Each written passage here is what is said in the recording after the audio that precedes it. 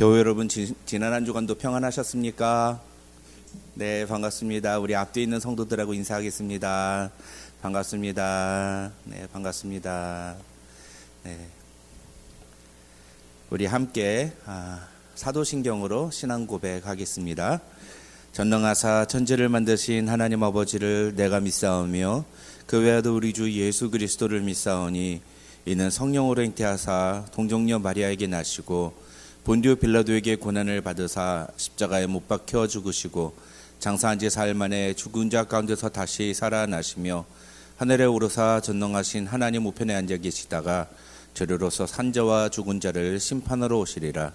성령을 믿사오며 거룩한 공회와 성도가 서로 교통하는 것과 죄를 사하여 주시는 것과 몸이 다시 사는 것과 영원히 사는 것을 믿사옵나이다.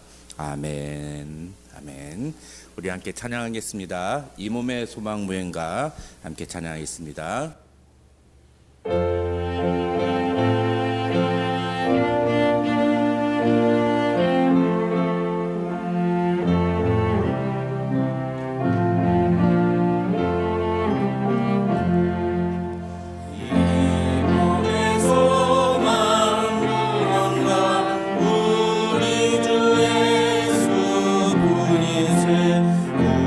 우리 주 예수밖에는 이들이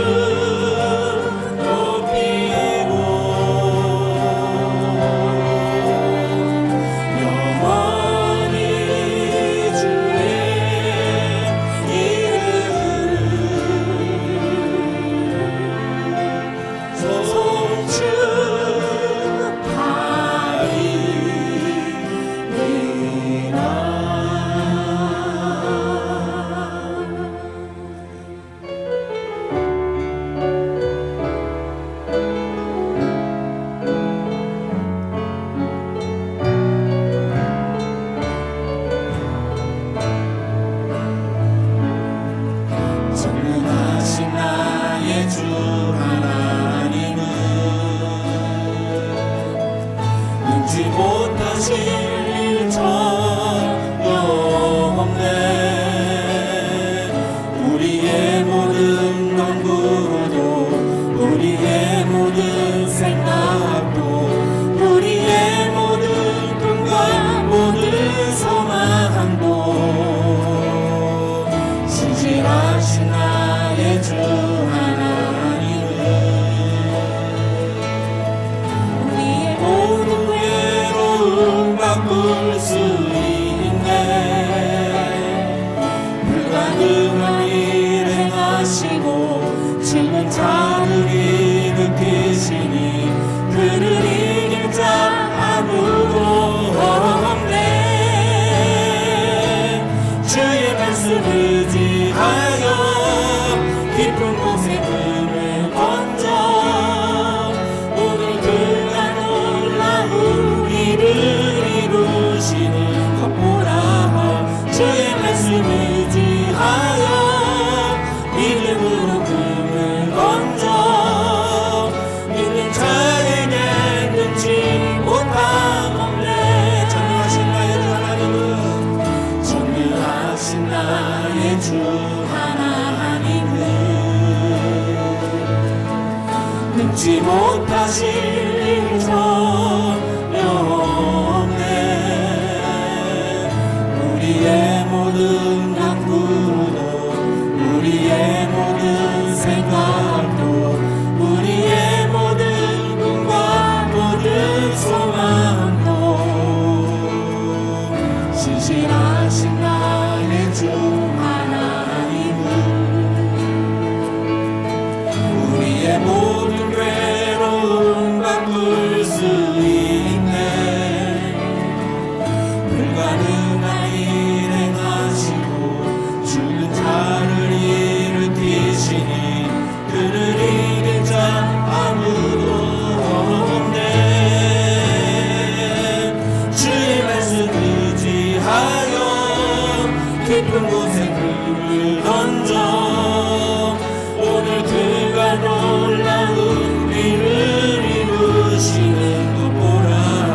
주의 말씀 의지하여 믿음으로 금을 던져 믿는 자에게 능치 못함 없네. 주의 말씀 의지하여 주의 말씀 의지하여 깊은 곳에 금을 던져 오늘 그가 놀라운 일을 이루시는 것 보라. 주의 말씀 의지하여 믿음으로 금을 던져 믿는 자에게 능치 못함. 다시 한번 고백합시다. 주의 말씀 의지하여 주의 말씀 의지하여 깊은 곳에 금을 던져 오늘 그가 놀라운 일을 이루시는 것 보라. 주의 말씀 의지하여 믿음으로 금을 던져 믿는 자에게 능치 못함. 믿는 자에게 능치 못함이 없네. 믿는 자에게 능치 못함 없네. 믿는 자에게 능치 못함이 없습니다. 믿는 자에게 능치 못함 없네. 네, 그렇습니다. 주님의 말씀을 믿고 그 말씀대로 순종하는 자에게 하나님은 놀라운 기적을 행하십니다. 우리의 삶에 어떠한 문제가 있고 어떠한 장벽이 놓여있다 하더라도 우리에게 하나님이 요구하시는 것은 나의 능력을 봐라. 너의 상황을 보지 말고 나의 능력을 믿고 내가 말하는 대로 따르라고 하나님은 우리에게 요구하십니다. 오늘 이 시간 우리의 예배가 주님 그렇습니다. 주님의 말씀을 믿고 의지하며 주 앞에 나아가는 자리가 되기를 원합니다. 주님 앞에 내 믿음을 드리는 예배의 자리가 되기를 원합니다. 하나님 오늘도 우리의 부족하고 연약한 마음을 주님 불쌍히 여기시고 이 예배를 받아주셔서 하나님의 놀라운 영광이 나타나는 예배의 자리 되게 하옵소서. 우리 함께 같이 기도하도록 하겠습니다. 다 같이 기도합니다.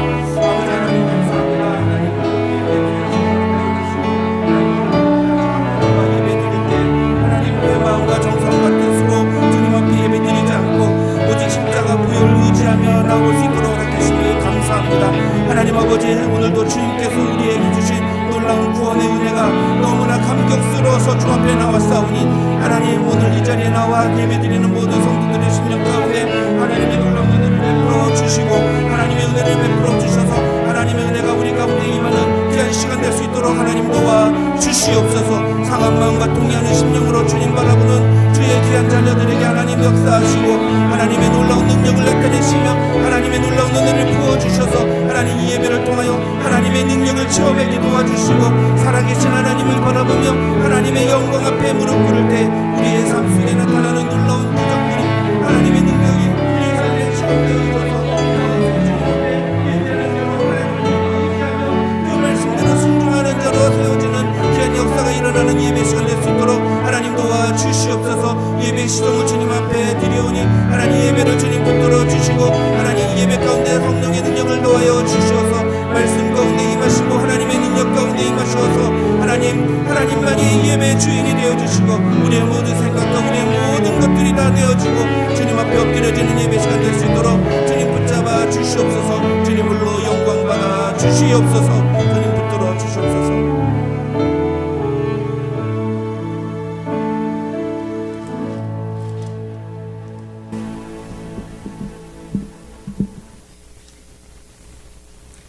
예수 그리스도를 이 땅에 보내시어 구속의 사역을 완성케 하시고 다 이루었다는 고백을 선포하신 주님께 늘 감사하며 주께 영광을 올려드립니다.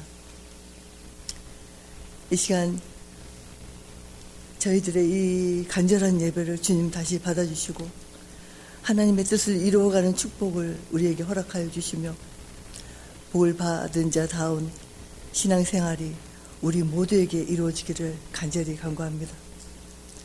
또한 늘 성령 충만케 하셔서 능력 있는 삶을 살게 하옵시고 주의 영광을 위하여 헌신하며 전도함으로 하나님께 영광 돌리는 삶의 증인들이 되게 하옵소서. 거룩하신 하나님, 오늘 이곳에 적은 무리가 모였지만 우리 예배를 기쁘게 받으옵시고 저희의 예물과 섬김 또한 주님 받으옵소서. 하나님의 사역을 위해 수고하는 손길들 위해 복을 주시되 천국의 보화로 채워주시옵고 그리스도 예수 안에서 영광 가운데 그 풍성한 대로 성도들의 쓸 것을 채우시는 주님, 혹여 물질의 고통으로 지내는 교우들은 없는지 서로 돌아보게 하시고 성령의 도우심으로 베푸는 자의 축복을 누리며 우리가 살도록 인도하여 주시옵소서. 거룩하신 주님, 저희에게 믿음의 믿음을 더하시고 사랑의 은사를 더하셔서 주님께서 우리에게 명하시는 사역을 위하여 헌신하게 하옵시고 교우된 저희가 서로 사랑하며 살아가는 훈훈한 공동체의 삶을 이어가도록 저희를 붙들어 주옵소서. 설교를 통하여 주시는 하나님 말씀을 이 시간도 듣기를 원합니다. 전하는 자와 듣는 자, 그 가운데 기록된 대로 지켜 행하는 자들에게 복이 있다 하신 말씀처럼 지켜 행할 수 있는 결단과 믿음을 주시긴 또한 간구합니다. 하나님, 이 시간도 물설고 낯설은 곳에서 복음 전파에 힘을 다하는 선교사님들을 위해서 기도합니다.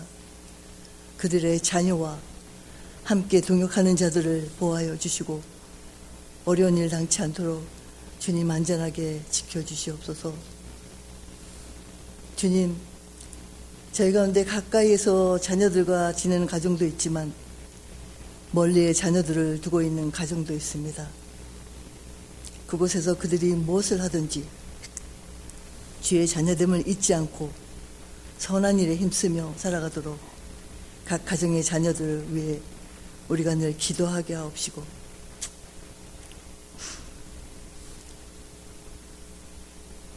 말씀을 선포하실 목사님께 담대함으로 말씀을 늘 전하게 하옵시고 듣는 우리에게 깊이 새겨지는 시간이 되도록 늘 인도하여 주시옵소서.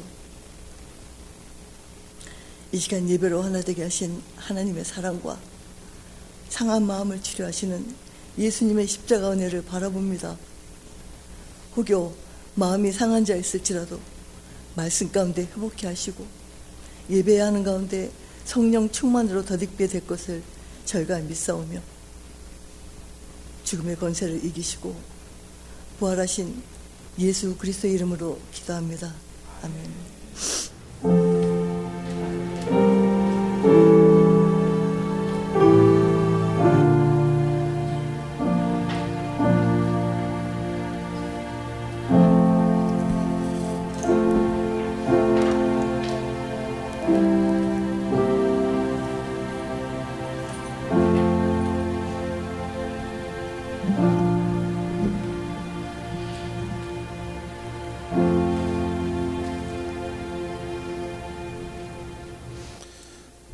오늘 우리 계시는 하나님의 말씀은 열왕기 하 1장 5절에서 18절입니다. 열왕기 하 1장 5절에서 18절 말씀 우리 한 목소리로 함께 읽겠습니다. 다 같이 읽습니다. 시작. 사자들이 왕에게 돌아오니 왕이 그들에게 이르되 너희는 어찌하여 돌아왔느냐 하니 그들이 말하되 한 사람이 올라와서 우리를 만나 이르되 너희는 너희를 보낸 왕에게로 돌아가서 그에게 고하기를 여호와의 말씀이 이스라엘에 하나님이 없어서 네가 에그론의 신 바알 세부백에 물으려고 보내느냐 그러므로 네가 올라간 침상에서 내려오지 못할지라 네가 반드시 죽으리라 하셨다 하라 하더이다. 왕이 그들에게 이르되 올라와서 너희를 만나 이 말을 너희에게 한 그 사람은 어떤 사람이냐 그들이 그에게 대답하되 그는 털이 많은 사람인데 허리에 가죽띠를 띠었더이다 하니 왕이 이르되 그는 디셉 사람 엘리야로다.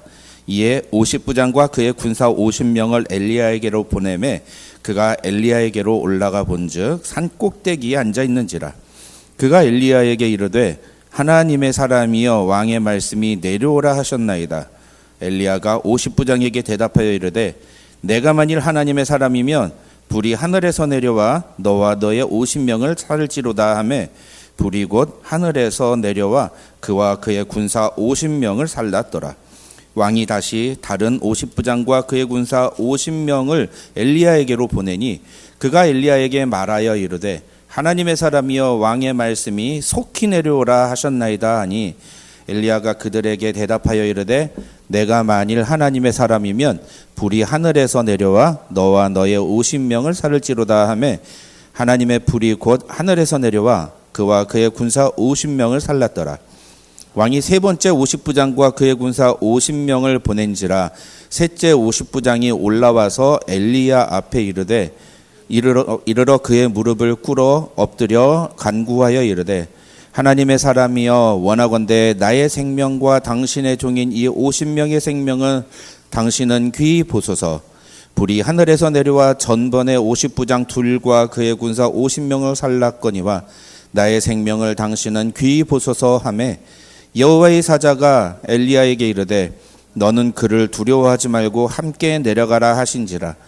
엘리야가 곧 일어나 그와 함께 내려와 왕에게 이르러 말하되 여호와의 말씀이 네가 사자를 보내 에그론의 신 바알세부백에 물으러 하니 이스라엘에 그의 말을 물을 만한 하나님이 안 계심이냐? 그러므로 네가 그 올라간 침상에서 내려오지 못할지라 네가 반드시 죽으리라 하셨다 하니라. 왕이 엘리야가 전한 여호와의 말씀대로 죽고 그가 아들이 없으므로 여호람이 그를 대신하여 왕이 되니 유다 왕 여호사밧의 아들 여호람의 둘째 해였더라. 아하시아가 행한 그 남은 사적은 모두 이스라엘 왕 역대 지략에 기록되지 아니하였느냐. 아멘. 아멘. 우리 함께 읽은 본문 말씀 가지고 여호와의 말씀 대 왕의 말씀, 여호와의 말씀 대 왕의 말씀이라는 제목으로 하나님의 말씀 살펴보겠습니다. 우리 지난주에는 하나님을 없는 존재 취급했던 아하시아 왕에 대해서 살펴보았습니다. 아하시아는 북이스라엘의 왕이면서도 자신이 다락 난간에서 떨어져서 중병에 걸렸을 때 하나님을 찾지 않고 에그론의 신, 블레셋 지역에 있는 에그론이라는 지방에서 주로 모시는 그 신 바알세붑 왕에게 가서 내 병이 나을 건지를 물어봐 달라 이렇게 부하들에게 요청했습니다. 하나님은 그런 아하시아가 반드시 죽을 것이다 그렇게 말씀하셨습니다. 예. 오늘 본문은 그런 하나님의 말씀을 아하시아가 듣는 장면으로부터 시작합니다. 5절은 바로 그 내용인데요. 5절부터 8절에 있는 내용은 무슨 내용이냐면 아하시아가 에그론으로 보냈던 사자들이 이제 엘리야를 만났잖아요. 그래서 그 사자들이 엘리야의 말을 듣고 다시 이제 북이스라엘로 돌아옵니다. 아하시아에게 돌아와서 사마리아로 돌아와서 엘리야가 했던 말을 그대로 이 아하시아에게 다시 전하는 그런 내용입니다. 그게 5절에서 8절이에요. 뭐 그렇게 중요한 내용은 아닙니다. 그 내용만 이해하시면 됩니다. 그 다음에 7절과 8절을 보시면 사자들은 엘리야의 정체를 몰라요. 그 아하시아가 보냈던 사자들은 엘리야라는 사람에 대해서 정확하게 알지를 못합니다. 그런데 그 말을 한 사람이 누구냐? 그리고 아하시아가 물어보니까 그 사자들이 뭐 이런 외모가 이런 사람입니다. 털이 많고 허리에 가죽띠를 띄었습니다. 아하시아가 뭐라 그래요? 그 사람 엘리야다. 이렇게 얘기를 하죠. 그래서 이제 아하시아가 어떻게 하느냐? 군사들을 보내서 엘리야를 데려오라고 말합니다. 그 장면이 이제 9절부터 나오는 거예요. 여기서 우리는 먼저 한 가지를 생각을 해봐야 됩니다. 그게 뭐냐면은 아하시아가 군사들을 보내서 엘리야를 데려오라고 하잖아요. 그때 아하시아가 어떤 마음으로 엘리야를 데려오라고 했을까요? 야, 엘리야 그분이 그런 말씀을 하셨어? 야, 그러면 너 빨리 가서 엘리야 좀 모시고 와라. 그런 말씀을 하셨으면 뭔가 중요한 그런 의미가 있는 얘기일 거야. 그분이 그렇게 말씀하시는 데는 무슨 의미가 있을까요? 빨리 가서 엘리야 그 선지자 다시 모시고 와라. 이렇게 얘기를 했을까요? 아니라는 거죠. 예. 학자들은요, 이 아하시아가 50부장을 보낸 것은 그 엘리야를 강제로 데려오라고. 야, 빨리 가서 그딴 말을 한 그 엘리야를 빨리 잡아와. 이런 의미로 했다. 그렇게 얘기를 합니다. 우리는 성경을 읽을 때 이 아하시아가 보낸 50부장과 50명의 군사들이 가서 엘리야한테 하나님의 사람이여 속히 내려오소서, 왕의 명령입니다. 빨리 내려오소서, 뭐 이렇게 얘기를 하니까 강제로 가서 체포를 하거나 막 빨리 와라, 내려가자, 뭐 이렇게 잡아 끌고 막 그런 행동을 하는 내용이 나오지 않으니까 이 군사들이 굉장히 정중하게 엘리야 앞에 선 것처럼 생각하지만 대부분의 신학자들은 그렇게 해석하지 않습니다. 오히려 이 아하시아가 엘리야를 데려오라고 한 것은 쉽게 말하면 엘리야를 잡아오라 이렇게 얘기한 것이라고 해도 틀린 내용은 아니라고 그렇게 얘기를 합니다. 그러면서 그렇게 볼 수 있는 이유는 뭐냐면 첫 번째, 엘리야를 데려오라고 하면서 50부장과 50명의 군사를 보낸 것 자체가 이게 강압적이라는 거예요. 엘리야를 모시고 오면 그냥 자기 사자를 보내든지 아니면은 그냥 군사도 한두 명 정도만 모시고 가도 충분하다는 거죠. 그런데 군사 대규모의 50명을 파견을 해가지고서는 엘리야를 데려오라고 하는 건 그건 무슨 의미가 있겠습니까? 그게 엘리야를 막 극진히 모시기 위해서 50명을 보내는 걸까요? 우리 교회에 만약에 어떤 분이 경찰들이 막 그 특수 기동대가 50명이 막 이렇게 와가지고서는 삐뽀 그러면서 막 사방군데서 와가지고 여기 딱 서가지고 여기 담임 목사님 어디 있습니까? 담임 목사님 그러면은 여러분 뭐라고 생각하시겠어요? 우리 담임 목사님을 뭐 경찰서에서 부르시나 보다 이렇게 생각하겠어요? 예? 도대체 뭘 잘못해서 저런 거야? 뭘 잘못했길래 그런 거야? 이렇게 생각하잖아요. 완전 이런 상황이라는 거예요. 이런 상황. 둘째는 이 50부장이 엘리야한테 뭐라고 그럽니까? 왕이 말씀하시기를 내려오라 하셨나이다 그렇게 얘기하잖아요. 근데 여기서 이 내려오라 하셨나이다라고 할 때 이 내려오라라는 단어가 우리 성경에서는 한글 성경에서는 절대로 그 뉘앙스를 이해할 수 없는데 히브리어 성경으로 읽으면 이게 굉장한 직접적인 명령형이에요. 이거는 아랫사람한테 쓰는 표현인 거죠. 내려와. 뭐 이런 표현인 거예요. 쉽게 말하면. 그건 약간 뭐 그 정도까지는 아닌데 아무튼 굉장히 직접적이고 강압적으로 지시하는 거예요. 지시하는 거. 내려와라. 내려와라. 특히나 왕의 말씀입니다. 내려오십시오. 라고 얘기하는 것은 그러니까 우리 조선시대로 얘기하면 뭐예요? 어명이요. 어명이요. 엘리야는 속히 내려오시오. 뭐 이렇게 얘기하는 거라는 거예요. 어떻게 하라는 거예요? 예, 그대로 따르라는 거죠. 왕의 명령대로 따르라는 얘기예요. 그러니까 이게 절대로 정중하게 모셔오는 상황은 아니라는 거죠. 또 하나, 첫 번째 50부장과 군사들을 보냈잖아요.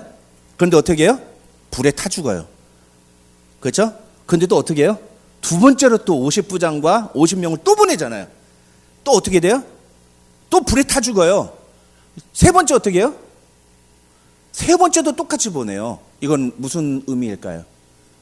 반드시 엘리야를 체포하겠다라는 의지를 보여주는 거라는 거예요. 한 번, 두 번 보냈는데 자기의 부하들이 모두 엘리야에게 저렇게 불이 타 죽었으면 와, 이거는 뭔가 심각하구나, 이건 뭔가가 잘못됐구나라 생각하고 아하시아가 태도를 바꾸거나 아니면 자기가 직접 오든가. 아하시아의 마음에 엘리야의 말을 듣고 마음의 신경의 변화가 일어나서 아하시아를 정중하게 모시려고 했다면 사실은 아하시아가 직접 엘리야를 찾아와서 하나님의 사람이요 내가 듣겠습니다라고 그런 태도로 나가는 게 맞죠. 근데 아하시아는 세 번이나 연속해서 군사들을 보내요. 이것 자체가 아하시아는 엘리야를 반드시 체포하겠다. 어떻게 하겠다는 거예요? 네가 감히 왕한테 이딴 말을 해? 네가 이딴 말을 하고도 네가 살아남을 수 있을 거라고 생각했어? 어디 두고 보자. 누가 더 센가 보자. 이런 심산으로 군사들을 보냈다는 거예요. 그러니까 아하시아뿐만 아니라 이 아하시아가 보낸 군사들조차도 아하시아 앞에서 굉장히 강압적인 태도를 보여요. 아까 말씀드린 것처럼 한글 성경으로 읽으면 그 뉘앙스를 이해하기가 쉽지가 않은데 히브리어 성경으로 읽으면 9절과 11절에서 이 첫 번째 50부장하고 두 번째 50부장이 말하는 왕의 명령입니다. 내려오십시오라고 하는 내용은 굉장히 고압적인 자세, 굉장히 강압적이고 자기가 오히려 위에 있는 듯한 그런 태도를 취하는 그런 모습이라고 볼 수 있습니다.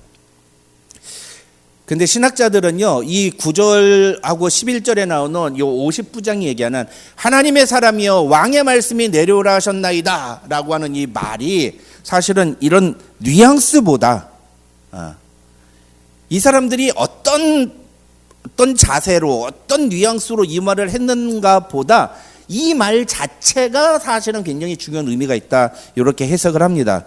왜냐하면 요 9절과 11절에 나오는 요 두 번 반복돼서 나오는 거의 똑같은 그 표현이 사실은 열왕기 하 1장 전체의 주제를 얘기해 주는 매우 중요한 키워드이기 때문이라는 거예요.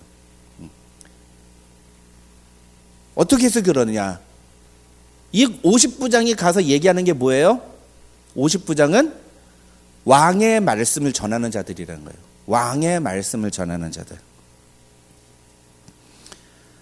그래서 결론부터 먼저 말씀을 드리면 이 열왕기하 1장을 통해 가지고 이 열왕기서의 저자가 우리에게 얘기하려는 진짜 메시지는 뭐냐면은 지금 엘리야는 누구의 말씀을 전하는 자예요? 하나님의 말씀을 전하는 자예요. 근데 이 50부장들은 누구의 말을 전하는 자예요? 왕의 말씀을 전하는 자들이에요. 이 둘 사이에 대결이 일어나는 거예요.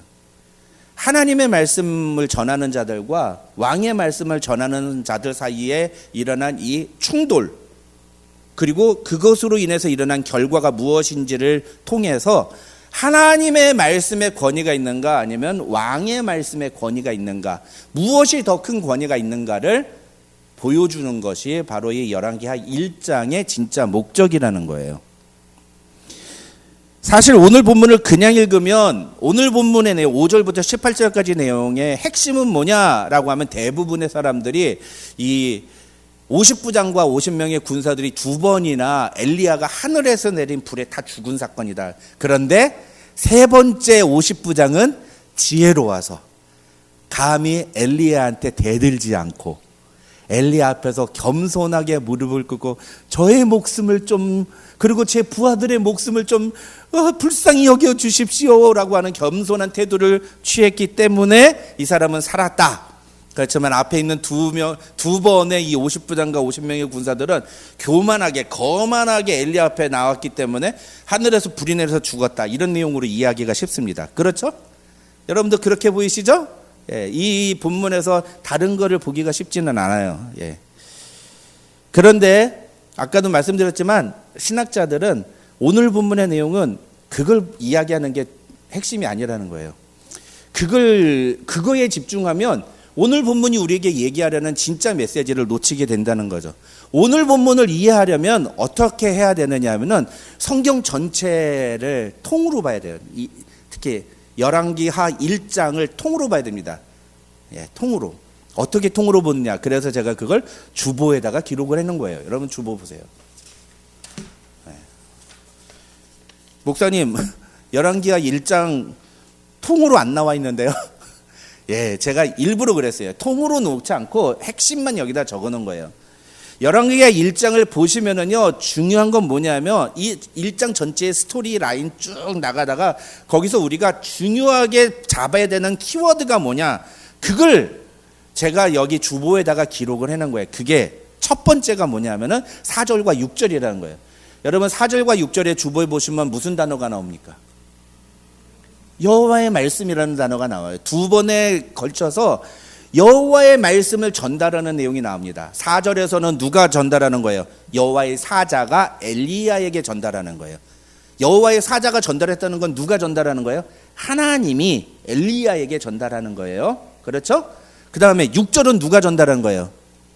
6절은 그 엘리야의 말을 들은 아하시아의 사자들이 아하시아에게 전달하는 거예요.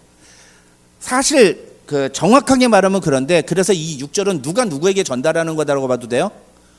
엘리야가 아하시아에게 전달하는 거다라고 봐도 되는 거예요. 무엇을? 여호와의 말씀을 전달하는 거죠. 그렇죠? 근데 그 내용이 또 나와요. 어디에 나와요? 16, 17절에 또 나온단 말이에요. 16절 보면 어떤 내용이 나옵니까? 여호와의 말씀이 네가 사자를 보내. 요 16절은 누가 하는 거예요? 엘리야가 지금 아하시아한테 직접 가가지고 이제 직접 전달하는 거예요. 그럼 요건 누구 몇 절하고 대비가 되는 거예요? 6절하고 대비가 되는 거예요. 6절하고. 6절이 뭐예요? 엘리야가 아하시아에게 전달한 거잖아요. 16절은 엘리야가 아하시아에게 전달하는 거예요. 그럼 17절은요? 17절은 모든 것의 결론이잖아요. 하나님의 뜻이 선포되는 거란 말입니다. 그렇죠? 하나님의 뜻이 선포되는 거예요. 이게 어디서 나왔어요? 처음에 4절에서 나왔어요. 하나님의 뜻이 선포된 거예요. 그래서 이 17절은 명백하게 4절하고 연결이 되는 거예요. 이렇게 앞뒤에 서로 이렇게 겹쳐놓은 것처럼 딱 하고 이렇게 성경에 똑같은 내용이 앞뒤에 양쪽으로 이렇게 나오는 거를 좀 어려운 말로 수미쌍관법이라고 그래요. 수미쌍관법. 그리고 이걸 영어로 데칼코마니라고 얘기를 합니다. 미술에서 이렇게 그림의 한쪽에다만 그 물감을 칠해놓고 다른 한쪽은 빈종에다가 딱 찍으면 어떻게 돼요? 딱 펼치면은 똑같은 내용이 이렇게 나오죠. 예, 그거와 똑같은 구조로 갖고 있다는 거예요. 이렇게 데칼코마니 구조로 되어 있는 것, 그것은 성경이 뭔가 아주 명확하게 무엇인가를 이야기하려는 거예요. 근데 그러기 위해서는 반드시 히브리인들이 무엇을 사용하냐면 그 양쪽 가운데에다가 이것과 대비되는 것을 배치를 해놓는다는 거예요. 오늘 본문은 그게 뭐예요? 9절과 12절이에요. 9절과 11절, 9절과 11절이에요. 9절과 11절에 무엇이 나옵니까? 왕의 말씀이 나온단 말이에요. 왕의 말씀. 왕의 말씀이. 그러니까 앞에 4절, 6절, 그 다음에 뒤에 16, 17절에서는 여호와의 말씀이 나오죠. 그 다음에 9절과 11절에서는 뭐가 나와요? 왕의 말씀이나 왕의 말씀이. 그러니까 오늘 본문은요, 무슨 50부장 나오고 엘리야 나오고 하지만 사실 이런 사람들이 중요한 게 아니에요. 정말 중요한 게 뭐예요? 여호와의 말씀과 왕의 말씀이에요. 여호와의 말씀은 무엇이에요? 하나님의 말씀, 하나님의 뜻이에요. 그럼 왕의 말씀은 뭐예요? 이 세상에서 왕의 말씀보다 더 권위 있는 게 있어요? 더 힘 있는 게 있어요? 더 강력한 게 있습니까? 이 세상에서 왕이 하는 말보다 더 강력한 게 있습니까? 없죠. 왕이 하는 말보다 더 힘이 있고 능력 있는 거는 세상에 없습니다. 그렇죠? 네. 오늘 본문은 그걸 봐야 되는 거예요. 하나님의 말씀과 왕의 말씀 사이에 둘 중에 누구의 말이 더 권위가 있고 누구의 말이 더 힘이 있는가? 그래서 이 9절에서 12절에 나오는 50부장과 그 부하들의 죽음은 철저히 왕의 말씀을 전하는 자들이 겪게 된 결말을 보여주는 것이에요. 무슨 얘기예요? 이거는 세상 사람들, 하나님의 말씀과 상관없이 사는 사람들이 겪게 될 결과가 무엇인가를 우리에게 보여주는 거예요. 그렇다면 엘리야는 왜 그 사람들을 그냥 죽이지 않고 하늘에서 불이 내려서 죽였을까요? 여러분, 하늘에서 불이 내렸다 그러면 무슨 거 생각나지 않습니까? 뭐가 생각나요? 이 사람이 누구예요? 지금 오늘 본문의 주인공이 누구예요? 엘리야. 엘리야면 하늘에서 불이 내린 사건 뭐예요? 열왕기상 18장 바알의 450명의 사건. 그래서 성경을 계속 기억하셔야 돼요. 과거의 사건이 계속 반복돼서 안 온 겁니다. 오늘 본문은요, 사실은 이 열왕기상 18장하고 거의 똑같은 구절이에요. 열왕기상 18장에서는 바알의 450명의 그 제사장들하고 대결을 벌였지만 오늘은 누구하고 대결을 벌이는 거예요? 왕이 보낸 50명의 군사들하고 대결을 벌이는 거예요. 그것도 2번이나. 그것만 다른 것 뿐인 거예요. 그래서 이 9절에서 12절에서 엘리야가 하늘에서 불을 내려서 50부장과 50명의 군사들을 태워 죽이는 사건은요, 열왕기상 18장에서 하늘에서 불이 내려와서, 여러분, 열왕기상 18장에서 엘리야가 하늘에서 불이 내릴 때 뭐라고 얘기해요? 하늘에서 불이 내리면 무엇을 증명하는 거다? 여호와가 참신이라. 불로 응답하는 신 그가 참신이라. 그래서 오늘 본문에서 엘리야가 하늘에서 불을 내리는 거예요. 그렇게 이해를 해야 되는 겁니다. 그러면 오늘 본문은 무엇을 얘기하는 거예요? 핵심 메시지는 뭐예요? 여호와 하나님만이 참신이라는 거예요. 그걸 무엇을 통해 증명한 거예요? 하늘에서 불을 내려서 거기에 있던 50부장과 50명의 군사들, 그 제단을 태워버리는 것으로 다시 한번 증명해 보인 거죠. 왜 그랬을까요? 아하시아의 아버지 아합은 그걸 경험했어요. 근데 정신 못 차렸죠. 그러니까 아하시아에게도 다시 한번 이걸 보여주는 거예요. 네 아버지가 겪었던 일을 네가 잊어먹었느냐? 다시 한번 데몬스트레이트 해주는 거예요. 여러분, 그러면 세 번째 50부장은 왜 죽지 않았을까요? 세 번째 50부장은 왜 불에 타서 죽지 않았을까요?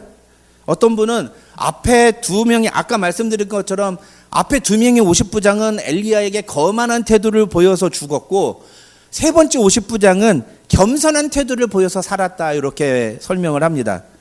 그런데 세 번째 50부장이 살았던 것은 단순히 그가 겸손한 태도를 보였기 때문이라고 말할 수는 없습니다. 오히려 이 세 번째 50부장은 앞에 2명의 50부장과 다른 이야기를 해요. 뭐가 제일 다르죠? 그래서 많은 분들이 이 세 번째 50부장의 태도에 주목하기도 하는데, 이 세 번째 50부장이 앞에 2명의 50부장과 가장 큰 차이가 뭐예요? 세 번째 50부장은 왕의 말씀을 전하지 않아요. 이게 중요한 거예요. 그의 태도가 중요한 게 아니라 그가 무엇을 전하느냐가 중요한 거예요. 세 번째 50부장은 왕의 말씀입니다 하면서 왕의 말씀을 전하는 역할을 감당하지 않고 그 자신이 보잘것없는 인간이라는 자기의 정체성을 정직하게 고백하면서 엘리야에게 목숨만 살려달라고 겸손하게 무릎을 꿇는 거죠. 오늘 본문이 우리에게 제시하려는 메시지의 결론은 무엇이냐면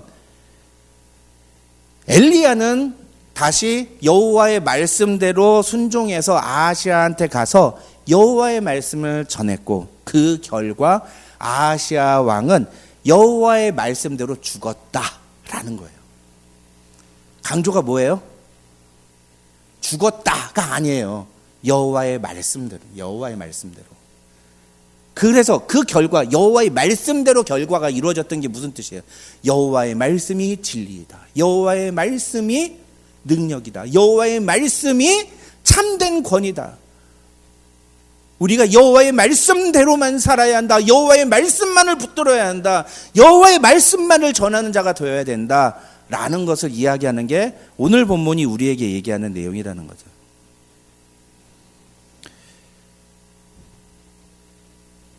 오늘 본문에 나오는 왕이 보낸 50부장과 50명의 부하들 앞에 두 번 찾아갔던 이 두 사람들이 죽임을 당했던 것은 그래서 그들이 교만한 태도를 보였기 때문이다라고도 해석할 수는 있지만 그보다 그들이 왕의 말씀을 전하는 자로 살았기 때문에 그들은 비참한 결과를 피할 수 없었다라고 봐야 됩니다.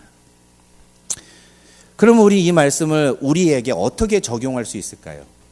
제가 이 설교를 준비하면서 어떤 설교를 들었는데 그 목사님은 이 본문을 가지고 여러분 그러니까 우리도 하나님의 종을 대하는 태도를 조심해야 됩니다. 하나님의 종에게 함부로 말하는 자에게 저주가 여봐 불도 꺼 다시 꺼지세요. 여봐요 하나님의 종에게 함부로 하시면 불이 켜졌다 꺼졌다 막 하늘에서 불이 믿습니까? 그래서 막 하나님의 사람에게 겸손한 태도와 공손한 태도를 보여야 됩니다. 막 그렇게 얘기를 합니다. 여러분 이런 설교는 본문을 완전히 잘못 해석하는 설교죠. 세 번째 50부장이 죽지 않은 것은 물론 그의 겸손한 태도가 큰 영향을 미쳤다고 말을 할 수 있어요. 그거를 부인할 수는 없습니다. 그래서 우리는 겸손해야 돼요. 왜냐하면 이게 성경의 전체적인 주제이기 때문에요. 하나님은 겸손한 자를 살리시고 오만한 자를 멸망시키신다고 성경은 분명히 말합니다. 그러니까 우리는 겸손해야 돼요. 하지만 아무리 겸손해도 그 겸손 때문에 우리가 살아나는 건 아닙니다. 오늘 본문에서 이 세 번째 50부장이 살 수 있었던 이유는 명확하게 성경의 근거를 가지고 찾으면 뭐냐 15절에서 여호와의 사자가 엘리야한테 야 쟤는 죽이지 말고 쟤하고 같이 내려가라 라고 얘기했기 때문이에요. 하나님의 말씀으로 그가 살아났다는 거죠. 쉽게 말하면 이 세 번째 50부장을 통해서 우리가 알 수 있는 건 뭡니까? 그가 분명히 겸손했어요. 근데 그가 살아나게 된 것은 무엇 때문이라고요? 하나님의 말씀으로 살아난 거예요. 그가. 그래서 오늘 본문을 우리가 올바르게 적용하는 것은 무엇이냐면은 우리는 여호와의 말씀과 왕의 말씀 중에 무엇에 더 권위를 두고 살고 있는가? 무엇이 더 나를 움직이게 하고 나에게 더 영향을 미치고 나에게 실제적인 영향력을 끼치는가? 나는 무엇에 의해 살아가는 사람인가를 생각해 보는 것이에요.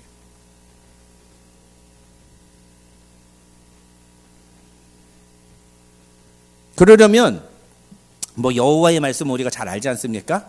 하나님의 말씀, 하나님의 뜻이라고 우리가 쉽게 이해하면 되는데 왕의 말씀은 도대체 뭐예요? 왕의 말씀. 오늘날은 왕이 없잖아요. 네? 왕의 말씀은 무엇입니까? 마누라의 말씀입니까? 네? 아니요. 그것도 될 수는 있어요. 네, 그것도 포함입니다. 포함.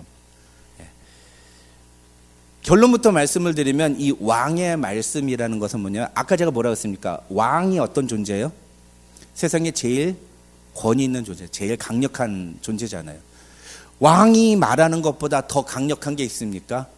그래서 옛날에 루이 14세인가? 뭐라고 했습니까? 루이 16세인가 14세인가?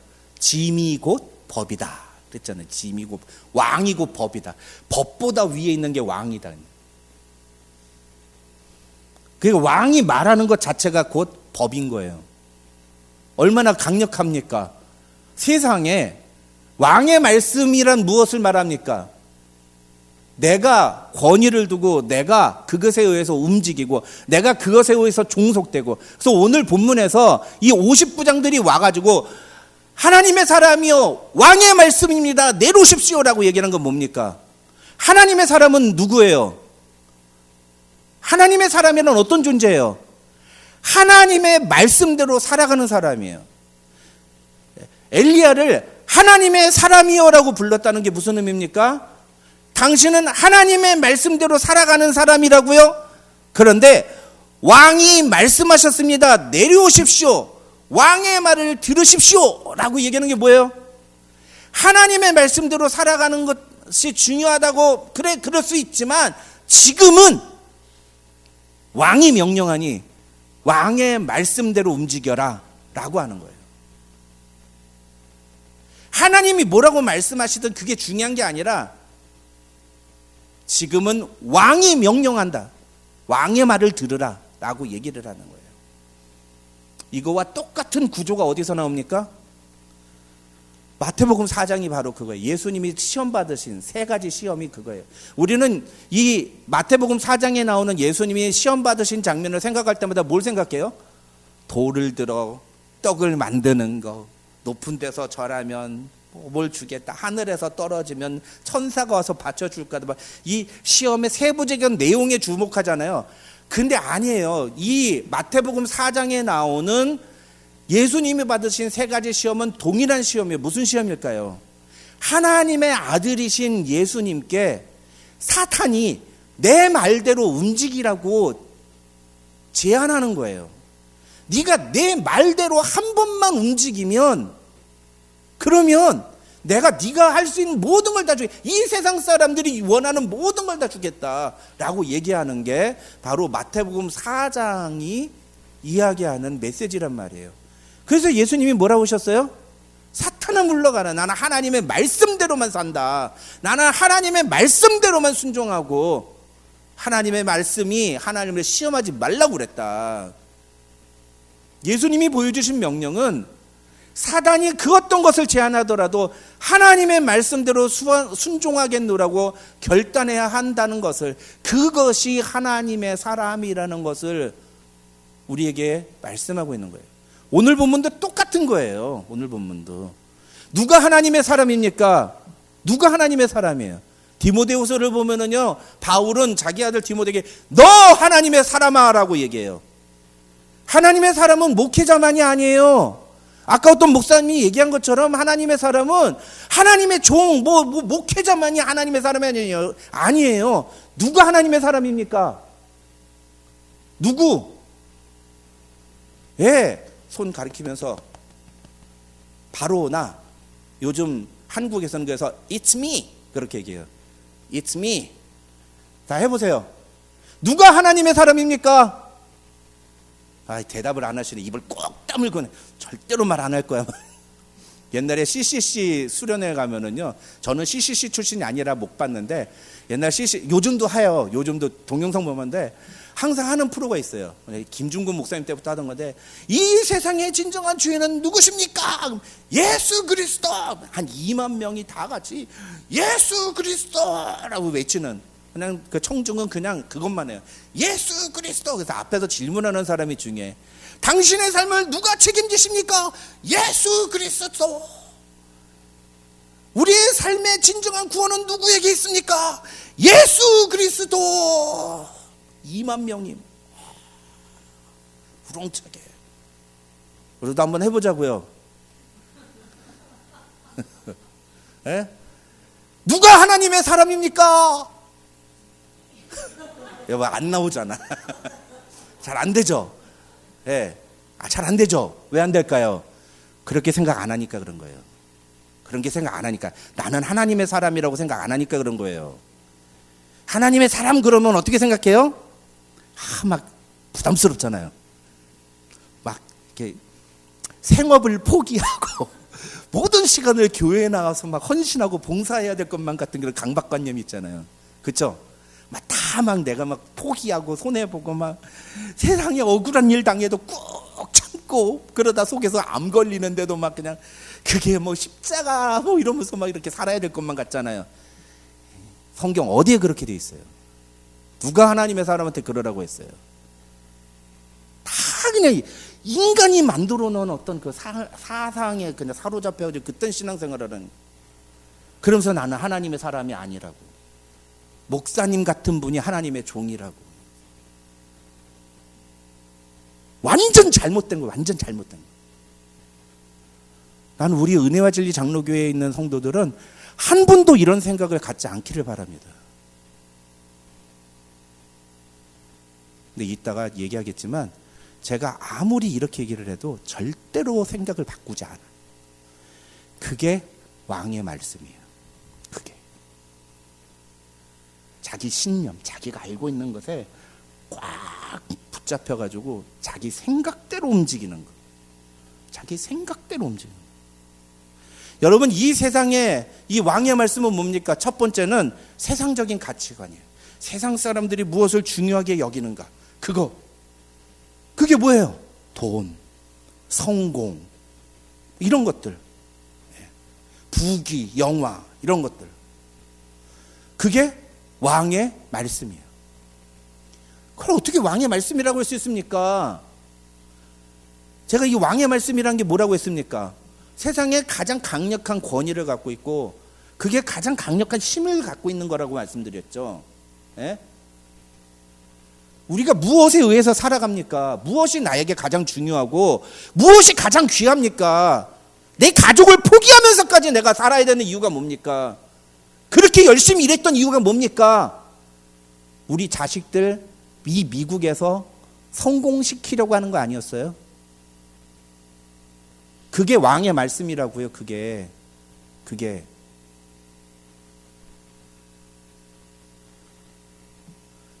두 번째 왕의 말씀은 뭡니까? 사람들의 시선과 평가예요.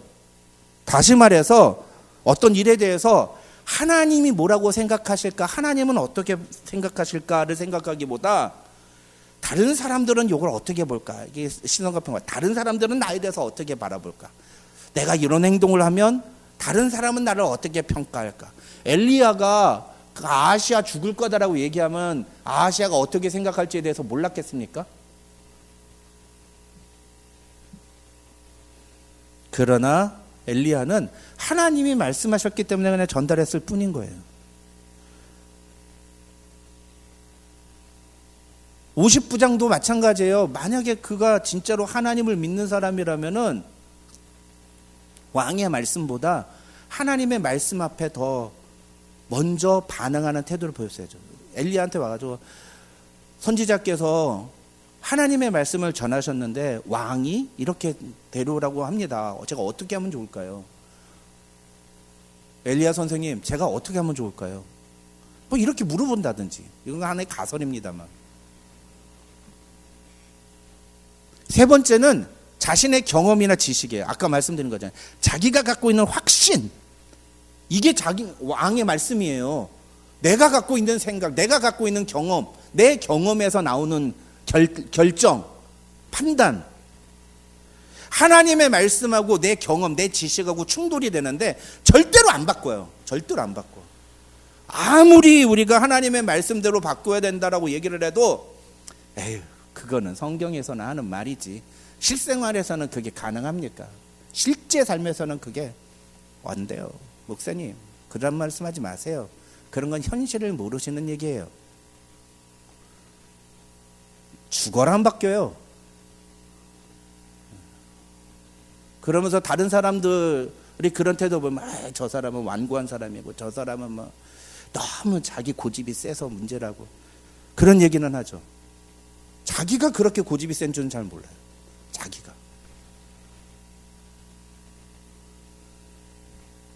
예수님이 원수를 사랑하라라고 말씀하셨는데 마음속에 그건 이상적인 얘기. 세상에서 원수를 사랑하면 나만 손해지. 그게 어떻게 현실적으로 가능한가? 세상에 그런 사람이 어디 있어? 그렇게 하면 나만 손해만 보고 나만 억울할 뿐이지. 내가 그걸 왜 해야 돼?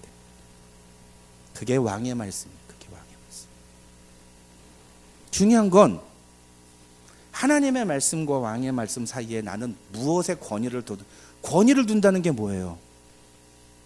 그대로 따라간다는, 그것에 영향을 받는다는 거잖아요. 그것에 영향을 받는 거. 그게 권위를 두는 거예요.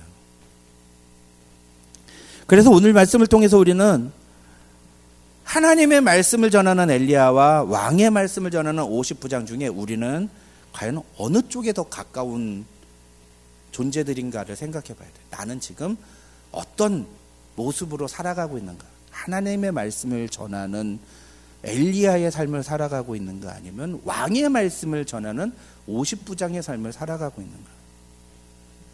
참다운 그리스도인은 하나님의 말씀을 옳다고 인정하는 데서 끝나는 게 아니에요. 그건 누구나 할 수 있습니다. 옳도다. 마귀도 하나님을 알고 떠느니라. 그러나 뭘 못해요? 마귀는 순종을 못해요. 하나님의 말씀에 순종을 못해요. 진짜 권위를 인정하는 건 뭐예요? 그렇지, 그게 하나님의 말씀이지라고 얘기하는 게 아니라 그렇기 때문에 그 말씀대로 쳐서 복종하는 거예요.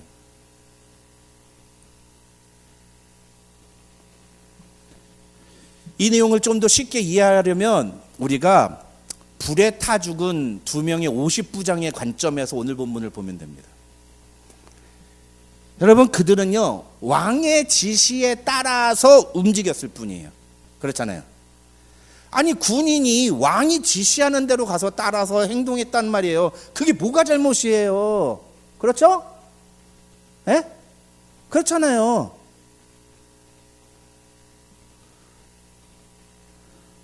군인이 왕의 명령을 따르는 건 지극히 당연한 행동입니다. 오히려 왕의 명령을 따르지 않는 게 명령 불복종이라고도 할 수 있는 일이죠. 세상적인 관점에서 그렇단 말이에요. 그렇죠? 그래서 그들은 왕의 명령을 따라서 가서 엘리야한테 가서 왕이 이렇게 명령했습니다라고 전달했을 뿐이에요. 근데 어떻게 됐어요? 불에 타 죽었어. 이 세상에 억울한 일이 어디 있어요? 여러분이 50부장이라면 어떨 것 같아요? 너무 억울하지 않을까요? 세상적인 관점에서는 이 50부장처럼 억울한 사람이 없어요. 그렇죠? 너무 억울한 일이에요. 오히려 자신들을 죽게 했던 하늘에서 불을 내는 그 엘리야가 너무 과한 거 아닙니까? 너무 나쁜 거 아니에요? 내가 뭘 잘못했어요? 왕이 명령한 대로 당연히 복종했을 뿐인데. 그렇죠? 여러분이 여기에 그렇습니다라고 얘기를 하면 여러분 여전히 세상적인 사람들인 거예요. 성경의 관점을 전혀 갖고 있지 않은 거예요. 성경은 뭐라고 말합니까?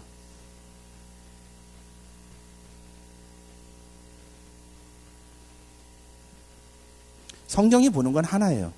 너가 지금 어느 편에 서 있느냐? 하나님의 말씀을 전하는 편에 서 있느냐?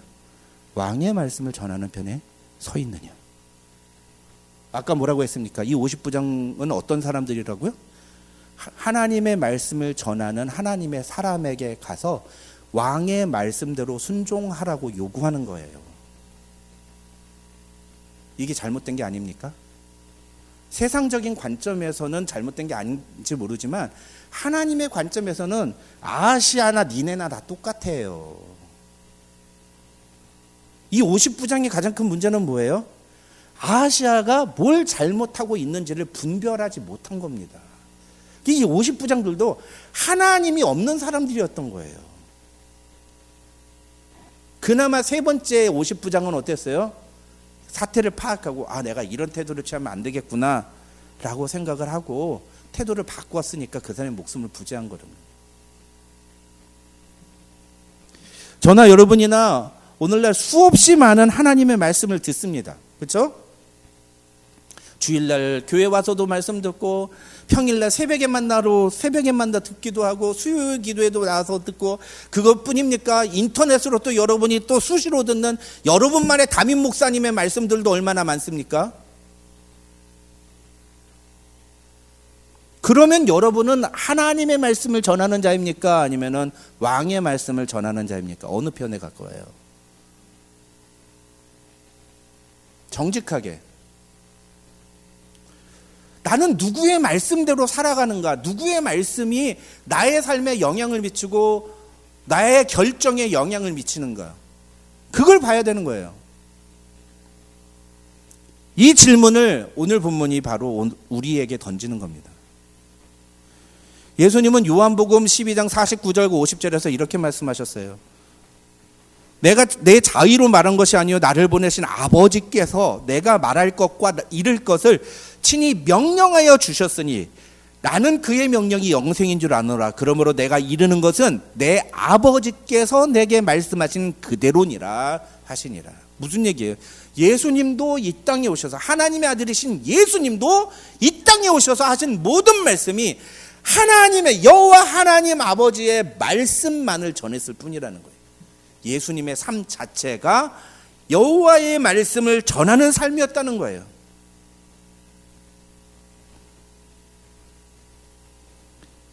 오늘 본문에 나오는 50부장들은 왕의 말씀을 가지고 온 사람들이에요. 왕이 말했기 때문에 그 말씀은 그들이 당연히 따라야 할 말씀이었습니다. 그런데 결과가 어떻다고요? 그로 인해서 그들은 죽임을 당했다고요. 왕의 말씀을 따르는 자에게 주어지는 결과가 무엇인지를 오늘 본문은 우리에게 분명하게 보여줍니다. 그럼 우리는 어떻게 해야 돼요? 하나님의 말씀을 따라 살자라고 결론 내려야 되죠. 그런데 놀라운 반전이 있어요. 하나님의 말씀을 따라 살자. 그래서 예수님도 하나님의 말씀을 따라 사셨어요. 근데 예수님은 어떻게 되셨어요? 죽었잖아요. 하나님의 말씀을 따라 살고 하나님의 말씀을 전했는데 죽임을 당했어요. 예수님은 하나님의 말씀에 전적으로 순종하심으로써 죽임을 당했습니다. 그 죽으심으로 말미암아 예수님은 하나님의 말씀을 성취하셨어요. 그렇죠? 근데 우리는 엘리야를 믿는 사람들이에요? 예수님을 믿는 사람들이에요? 우리는 엘리야를 믿는 사람들이에요? 예수님을 믿는 사람들이에요? 이게 어려우세요? 너무 우문이라서 대답하기도 싫으세요? 예수님을 믿죠. 그러면 우리가 여호와의 말씀을 전하다 보면 우리에게 어떤 일이 생길까요? 네. 지금 세상은요, 왕의 말씀을 전하면은 성공하고, 왕의 말씀을 전하면 인정받고, 왕의 말씀대로 따라 살면 내가 행복하고 내가 만족하는 삶을 살 수 있습니다. 반대로 여호와의 말씀을 따라 살면 어떨까요? 세상으로부터 손가락질 당하고 돌 맞고 비난당하고 오해받고 손해볼 수 있습니다. 그게 예수님이 보여주신 모습이에요. 그러니 우리는 무엇을 따라 살아야 돼요? 정말요? 정말 예수님의 모습을 따라 살아야 됩니까? 정말 여러분의 삶에 그게 진짜 삶의 목표고 가치입니까? 세상에서 정말 예수님처럼 예수님의 하나님의 말씀을 전하다가 나도 죽기까지 따르겠습니다라고 고백하시겠습니까? 아멘 할렐루야죠. 근데 생각보다 그런 사람들이 많지 않다는 거예요. 그건 너무 부담스러워가지고. 너무 부담스러워요. 목사님, 그보다는 저는 그냥, 그게 왕의 말씀인지 뭔지는 잘 모르겠지만, 난 좀 편하게 살래요. 난 그냥 행복하게 살래요. 내가 바라는 건 대단한 것도 아니에요, 목사님. 나는 그냥 우리 자식들 그냥 편안하게 살고, 우리 가족들 행복하게 살기만 하면 되는 거예요, 목사님. 나는 세상에서 대단한 성공을 바라는 것도 아니에요, 목사님. 그러니까 우리한테 무슨 예수님을 따라서 하나님의 말씀을 전하는 삶을 죽기까지 따르라 이딴 얘기 좀 하지 좀 마세요. 솔직한 여러분의 마음 아닙니까? 이런 마음이 우리 안에 꽉 차 있으니까 오늘날 수많은 곳에서 복음이 전파되고 하나님의 말씀이 선포되는데도 아무 의미가 없어요. 무용지물이에요. 하나님의 말씀대로 살아가는 사람을 찾아볼 수가 없어요.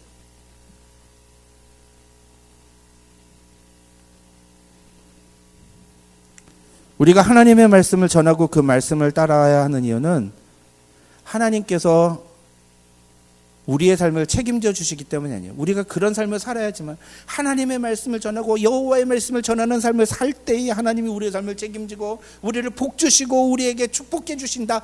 그래서 우리가 따라야 되는 게 아니라고요. 예수님은 우리에게 분명하게 보여주셨어요. 하나님의 말씀대로 살고 하나님의 말씀을 이루기 위해서 살아가다 보면 세상에서 십자가 지고 죽임을 당할 수밖에 없다. 예수님은 그럼에도 불구하고 끝까지 하나님의 말씀에 순종하며 사시는 모범을 우리에게 보여주셨습니다. 그리고 그 죽으심을 통해 우리의 왕이 되셨어요. 우리는 그 예수님을 믿는 거예요.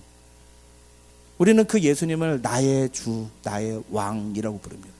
우리는 다른 왕이 아닌 나의 진짜 왕 되신 예수 그리스도의 말씀을 따라서 그 말씀을 전하는 하나님의 사람들이 되어야 합니다. 그것이 내 삶 속에 어떠한 결과로 이어지는가는 중요하지 않아요. 내 삶에 여전히 내가 이것을 통해서 무엇을 보상받을까를 따진다면 우리는 여전히 세속적이고 물질, 이거 어디서 많이 듣던 건데? 세속적이고 물질적이고 자기 만족적이고 자기 성공을 추구하는 삶을 사는 것뿐이에요. 저와 여러분 모두 우리의 삶 속에서 하나님의 말씀만을 전하며 그 여호와의 말씀대로 순종함으로 그 말씀이 성취되는 것을 보는 그런 하나님의 사람들이 되시기를 주님의 이름으로 축원합니다. 기도하겠습니다. 하나님 아버지 감사합니다. 오늘 주신 말씀이 우리에게 너무나 무겁고 우리 자신을 돌아볼 때 너무나 부끄러움을 고백하지 않을 수 없게 하는 말씀입니다. 매주일마다 교회 나와서 예배는 드리지만 예배가 끝나고 예배를 드리는 그 순간조차도 내 생각과 내 판단과 내 결심이 세상적인 성공과 세상적인 만족과 세상이 주는 그 즐거움이 나의 삶을 움직이고 나의 삶을 결정하는 요인이었음을 고백하지 않을 수 없습니다. 그러면서도 우리는 하나님을 아버지라고 예수님을 나의 주, 나의 왕이라고 뻔뻔스럽게 말하고 다녔음을 주님 용서하여 주시옵소서. 이제 내 삶을 온전히 주 앞에 드리오니 주님 나를 불쌍히 여기시고 내 삶 속에 예수만이 나의 왕 되시고 나의 주인 되셔서 내가 여호와 하나님의 말씀대로 살겠노라고 예수님이 그러셨던 것처럼 나도 내 삶 다할 때까지 주님의 말씀에 순종하는 삶을 살겠노라고 고백하는 우리 모든 성도들 되게 하여 주시옵소서. 예수님의 이름으로 기도드립니다. 아멘. 교회 소식 알려드립니다. 주부를 참조해 주시기 바랍니다. 새벽에 만나와 수요기도에 적극적으로 참여해 주시기를 부탁드립니다.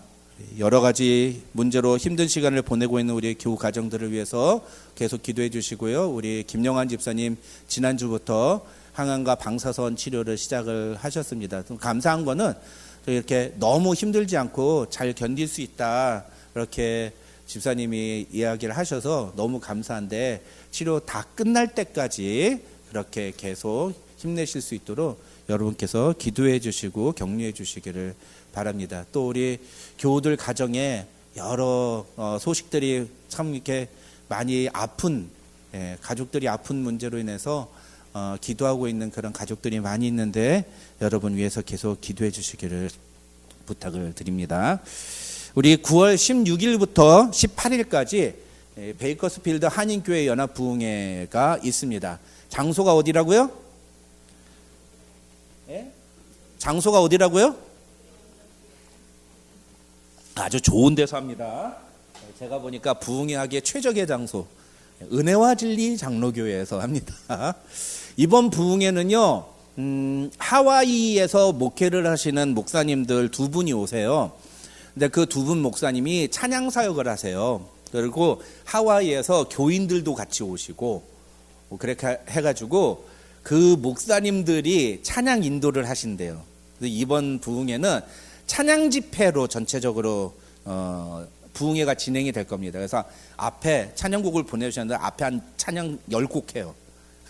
찬양 10곡 하고 설교 끝나고 또 찬양하고 그러고 같이 기도하고 진짜 한 1970년대 80년대 그 정통 부흥회 스타일을 경험하지 않을까 그렇게 생각하는데 우리 나이 드신 좀 어르신들께서 저녁에 오기가 좀 불편하다 이런 말씀이 있는데 본인이 운전하시기에 어려우시니까 좀 그런데 좀 카풀 해가지고 젊은 분들이 좀 모시고 올 수 있도록 좀 그렇게 하겠습니다. 그러니까 좀 가급적 시간을 내셔서 이번 부흥회에 꼭 참석해 주시고 네? 시간은 늘 나오는 건데 저녁은 7시 반, 새벽은 6시예요. 네. 근데 지금 시간 안 적어도 돼서 제가 그냥 안 적었어요. 다음 주, 다다음 주 그때쯤 제가 적을 거예요. 예. 그러니까 미리 여러분들 좀 여러분께서 시간을 좀 블록해 놓으세요. 근데 그때 가서 아우 목사님 제가 이거 바빠서 그게 미리 블록 안 해놨단 얘기잖아요. 예. 미리 블록 안 해놨단 얘기잖아요. 여러분 따라하십시오. 부흥이 일어나는 곳에 다 크게 하세요. 부흥이 일어나는 곳에 나만 빠지면 어떻게 될까? 손해입니다. 예. 부흥이 일어난 것에 나만 빠지면 손해가 아니에요. 재앙이에요, 재앙. 그렇게 생각하세요, 여러분. 그래서 꼭 미리미리 시간 블록하시고 꼭 은혜 자리에 참여하는 여러분들 되시기 바랍니다. 우리 다 같이 일어나셔서 우리 전능하신 나의 주 하나님은 함께 찬양하고 축도함으로 예배 마치겠습니다.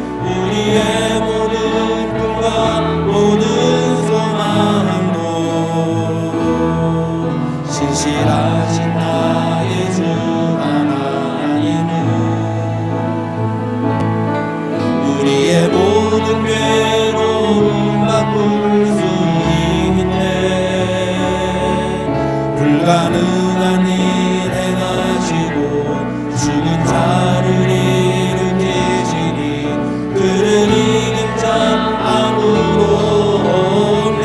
우리 두 손 들고 찬양합시다.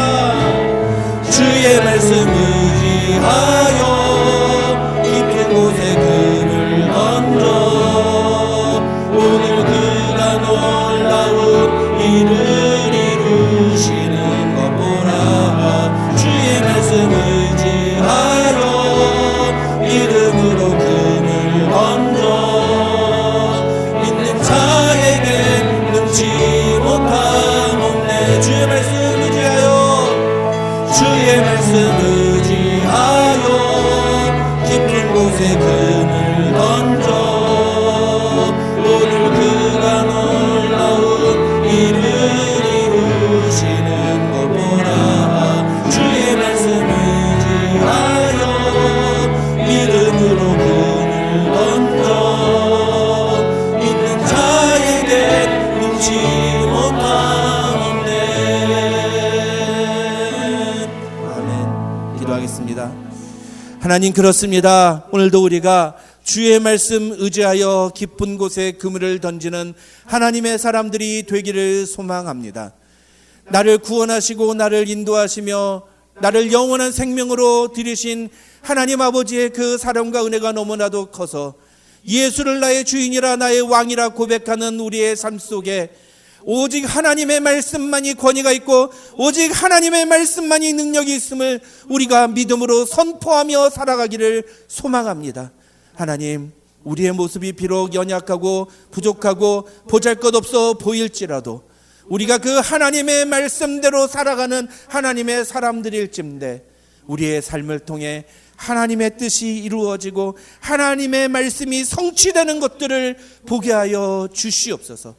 내 삶의 만족과 나의 목적이 이루어지는 것이 아니라 하나님의 뜻이 성취되는 것을 꿈꾸며 살아가는 우리 하나님의 사람들이 되게 하여 주시고, 그래서 하나님, 우리의 삶을 통해 하나님 영광 받으시는 놀라운 은혜를 우리가 경험하게 도와주시옵소서. 오늘도 그 믿음을 주님 앞에 고백하며 우리의 작은 예물을 주 앞에 드렸사오니 하나님, 이 예물을 주님 기쁘게 받아주시고 하나님의 영광을 위해 사용하여 주시옵소서. 하나님, 이 예물이 쓰여지는 곳마다 복음이 선포되게 하시고 교회가 세워지게 하시고 교회가 든든히 서나가는 것들을 보게 하여 주시옵소서. 하나님, 그리하여 우리의 삶의 모든 것이 하나님의 것이라고 믿음으로 고백하며 나아가는 귀한 하나님의 역사를 경험하는 우리의 삶이 되게 하여 주시옵소서. 이제는 우리 구주 예수 그리스도의 한이 없으신 은혜와 우리 아버지 하나님의 만극하신 사랑과 성령님의 감동 감화 교통 충만하신 은혜가 너희 무리 가운데 함께 있을지어다. 아멘.